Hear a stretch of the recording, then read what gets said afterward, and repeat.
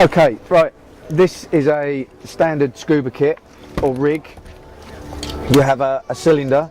This particular cylinder is aluminium, and then from the cylinder you have a regulator which reduces the pressure from the cylinder so that you can breathe it, and it passes down this tube to a mouthpiece which reduces the pressure again, which allows you to breathe through there when you're underwater. And on this side you've got holes where when you breathe out, the air comes out of those holes there.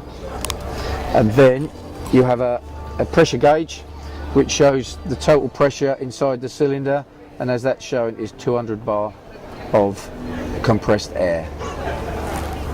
This side you have another tube which goes to what we call our BCD. It's a buoyancy control device that allows you to float up and down in the water when you're doing normal diving. This has two controls, one to release the air from within the jacket, and that one there puts air in the jacket so that you can come up in the water. It also has a mouthpiece that you can inflate manually should you be getting low on air or when you're on the surface and it needs topping up.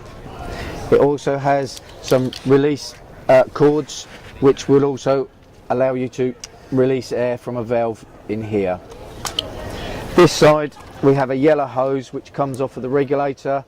This is an emergency should your buddy, who you always dive in pairs, may need to use this because he's got a problem with his particular rig.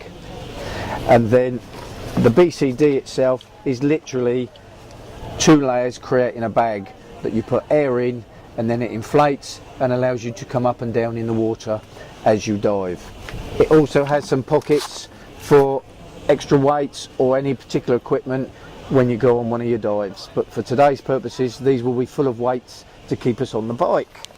And that there is just a waistband and a buckle to keep it on, and that is as simple as it is for a dive rig.